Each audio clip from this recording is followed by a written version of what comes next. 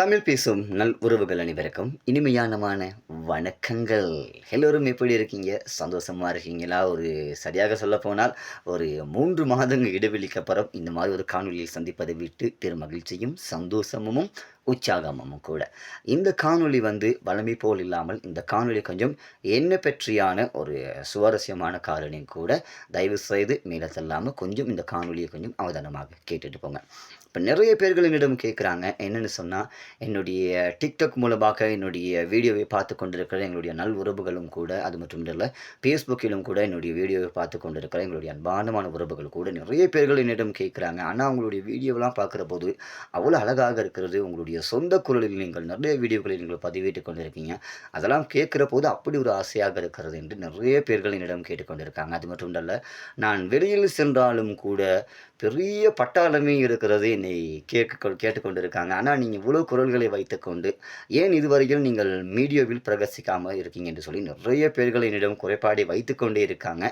உங்களுக்கு மட்டுமன்றல்ல, எனக்கும் அந்த ஆசையும், அந்த லட்சியமும், அந்த கனவும் இன்று வரையில் இருக்கிறது. நான் 13 வயது முதல் இன்று வரையில் என்னுடைய ஆசையும் கூட, நான் ஒரு ஆர்ஜே ஆக வேண்டும். அதாவது நான் ஒரு அலவுன்சர் ஆக வேண்டும் என்றுதான் என்னுடைய ஆசையும் கூட. அப்படி இல்லை என்று சொன்னால் கூட, ஒரு யூடியூப் சேனல் ஆரம்பித்து அதிலயாவது நம்மளுடைய திறமைகளை வெளிக்கொண்டு வர வேண்டும் என்பது சொல்லி என்னுடைய ஆசையும் என்னுடைய லட்சியமும் கூட. அது மட்டுமன்றல்ல, என்னுடைய குடும்பத்தாருக்கும் அதுதான் ஒரு ஆசையாக இருக்கிறது. ஒரு ஆர்ஜே ஆக வேண்டும் என்பது அவர்களுடைய முயற்சியும் அதுதான். அது மற்றும் என்னுடைய நண்பர்களை பொறுத்தவரையிலும் கூட அவர்களும் நிறைய எதிர்பார்த்து கொண்டிருக்காங்க. ஆனால் கூடிய சீக்கிரமே நீங்கள் ஆர்ஜே ஆக வேண்டும் என்று சொல்லி நிறைய பேர்கள் இப்பொழுது முயற்சித்துக் கொண்டிருக்காங்க. அவர்களுடைய சப்போர்ட்டுக்கும் அவர்களுடைய ஆதரவுகளுக்கும் ரொம்ப ரொம்ப நன்றி. இப்போ என்னவென்று சொன்னால், இப்போ டிக்டாக் சமூக வலைத்தளத்தை எடுத்துக்கொண்டீங்கன்னு சொன்னால், அது மட்டுமில்லை யூடியூப் சமூக வலைத்தை எடுத்துக்கொண்டீங்கன்னு சொன்னால் கூட, நிறைய அண்ணாமார்கள், நிறைய அக்காமார்கள் அவங்கலாம் இப்பொழுது யூடியூப் சேனல் ஆரம்பித்து பெரிய பெரிய அளவுக்கு பேசும் பொருளாக இப்பொழுது மாறிக்கொண்டிருக்கிறது.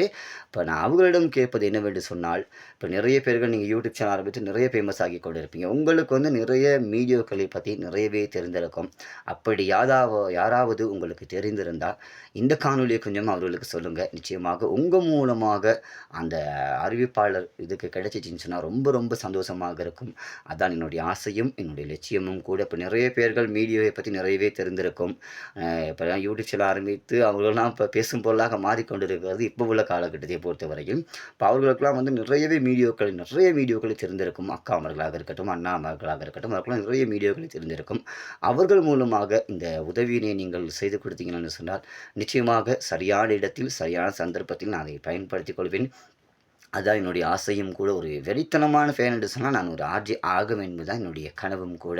பார்ப்போம், அது கூடிய சீக்கிரமாக நிறைவாகுமா என்பதை கொஞ்சம் பொறுத்திருந்தால் பார்க்கக்கூடியதாக இருக்கிறது. தயவுசெய்து அப்படி யாராவது மீடியா மூலமாக உங்களுக்கு தெரிந்திருந்தால், நான் என்னுடைய தொலைபேசி இலக்கத்தை உங்களுக்கு நான் ஞாபகப்படுத்துகிறேன். நீங்கள் அழைப்பினை பெற்றுக்கொண்டு நீங்கள் என்னோட பேசலாம்.